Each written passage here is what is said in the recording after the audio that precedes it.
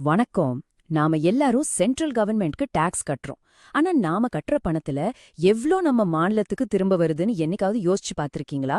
தமிழ்நாட்டை பொறுத்த வரைக்கும் அந்த கணக்கு கொஞ்சம் இல்ல, ரொம்பவே ஷாக்கிங்கா இருக்கு. அது ஏன்? வாங்க பார்க்கலாம்.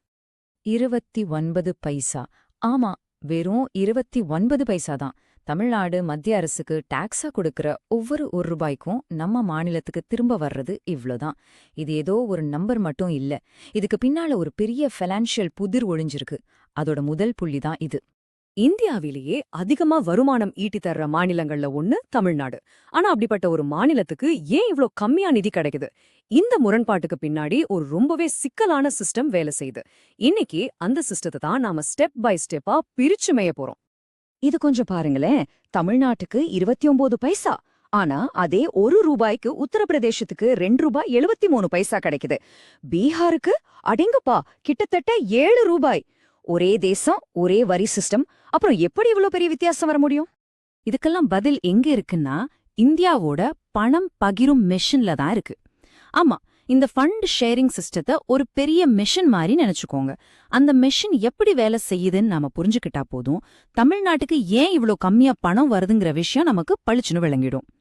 சரி, இந்த பணம் பகிரும் மெஷின்ல 2 முக்கியமான பாகங்கள் இருக்கு.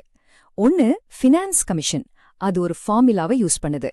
இன்னொன்னு ஜிஎஸ்டி கவுன்சில், அது பவரை கண்ட்ரோல் பண்ணுது. இப்போ இது ரெண்டையும் ஒன்னொன்னா நாம பார்க்கலாம். முதல்ல ஃபினான்ஸ் கமிஷனோட அந்த ஃபார்முலாவை பத்தி பார்ப்போம்.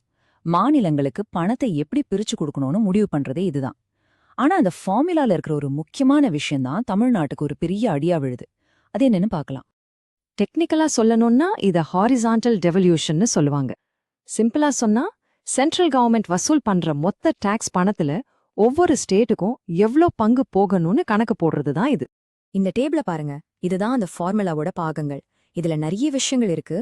ஆனா நம்ம கவனம் போக வேண்டியது மக்கள் தொகை, அதாவது பாப்புலேஷனுங்கிற இடத்துக்கு. அதுக்கு 17.5% வெயிட்டேஜ் கொடுத்திருக்காங்க. இங்கதான் பிரச்சனையா ஆரம்பிக்குது. ஆனா இங்க பாப்புலேஷன் மட்டும் முக்கியம் இல்ல, அது எந்த வருஷத்து சென்சஸ்ங்கிறது தான் அதை விட முக்கியம். இங்கேதான் ஒரு பெரிய ட்விஸ்டே நடந்துச்சு. முன்னாடியெல்லாம் 1971 சென்சஸ் டேட்டாவை தான் யூஸ் பண்ணிட்டு இருந்தாங்க. ஆனா 15th ஃபைனான்ஸ் கமிஷன் என்ன பண்ணுச்சுன்னா, அதை 2011 சென்சஸ்க்கு மாத்திட்டாங்க. இந்த ஒரே ஒரு சின்ன மாற்றம் தமிழ்நாட்டுக்கு கிடைக்க வேண்டிய நிதி பங்க அப்படியே தலைகீழா புரட்டி போட்டுடுச்சு. அது எப்படின்னு பார்க்கலாமா? இந்த சார்ட்ட பாருங்க, உங்களுக்கே புரியும்.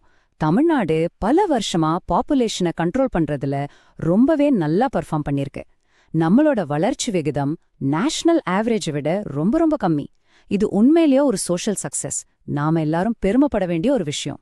ஆனா என்ன நடக்குதுன்னா, அந்த ஃபண்ட் ஷேரிங் ஃபார்முலால 2011 பாப்புலேஷனை கணக்குல எடுக்கும்போது கம்மியான மக்கள் தொகை இருக்கிற தமிழ்நாட்டுக்கு கம்மியான ஷேர் தான் போகுது. அப்ப பாருங்க, ஒரு நல்ல விஷயத்த செஞ்சதுக்கு, ஒரு பாலிசில ஜெயிச்சதுக்கு இங்க ஃபைனான்ஷியலா ஒரு பனிஷ்மெண்ட் கிடைக்கிற மாதிரி ஆயிடுச்சு. ஓகே, இப்ப நம்ம பணப்பகிரும் மெஷினோட 2வது பாட்டுக்கு வருவோம். அதுதான் ஜிஎஸ்டி. ஜிஎஸ்டி வந்ததுக்கு அப்புறம் மாநிலங்க கையில இருந்த டாக்ஸ் போடுற அதிகாரம் என்ன ஆச்சுங்கிறது தான் இங்க ரொம்ப முக்கியமான கேள்வி. ஜிஎஸ்டி வர்றதுக்கு முன்னாடியே முன்னாள் முதலமைச்சர் ஜெயலலிதா அவர்கள் இந்த ஆபத்தை பத்தி எச்சரிச்சாங்க. அவங்க சொன்ன மாதிரியே தமிழ்நாடு மாதிரி ஒரு மேனுஃபேக்சரிங் ஸ்டேட் அதோட சொந்த வரி வருமானத்துல ஒரு பெரிய பகுதியை இழக்க வேண்டியதா போச்சு. ஏன்னா ஜிஎஸ்டி மாநிலங்க கையில இருந்த அந்த அதிகாரத்தை எடுத்து சென்ட்ரல் கவர்மெண்டோட கண்ட்ரோல்ல இருக்கிற ஒரு கவுன்சில் கிட்ட கொடுத்துருச்சு. இந்த சார்ட் பாத்தீங்கன்னா ஜிஎஸ்டி கவுன்சிலோட பவர் ஸ்ட்ரக்சர் தெளிவா புரியும். எந்த ஒரு முடிவை எடுக்கணும்னாலும் 75% ஓட்டு வேணும். ஆனா சென்ட்ரல் கவர்மெண்ட் கிட்ட மட்டுமே 33.3% ஓட்டு இருக்கு.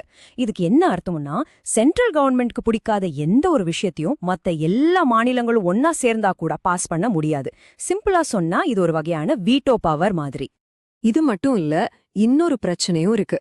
சென்ட்ரல் கவர்மெண்ட் செஸ், சர்சார்ஜ்னு சில வரிகளை போடுறாங்க.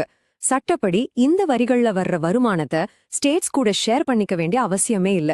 2011-12 மொத்த டாக்ஸ் வருமானத்துல 10.4% இருந்த இந்த வரிகள் இப்போ 20.2% ஆயிருச்சு. அதாவது மாநிலங்களுக்கு வராம நேரா சென்டருக்கு போற பணம் டபுளா இருக்கு. சோ ஒரு பக்கம் ஃபைனான்ஸ் கமிஷன் ஃபார்முலா, இன்னொரு பக்கம் ஜிஎஸ்டி கவுன்சில். இது ரெண்டும் சேர்ந்து தமிழ்நாடோட கஜானாவை எப்படி காலி பண்ணுதுன்னு இப்ப பார்க்கலாம். இந்த பார் சார்ட்ல இருக்கிற நம்பர்ஸ பாருங்க, உண்மையே அப்படியே முகத்துல அரையிற மாதிரி இருக்கு.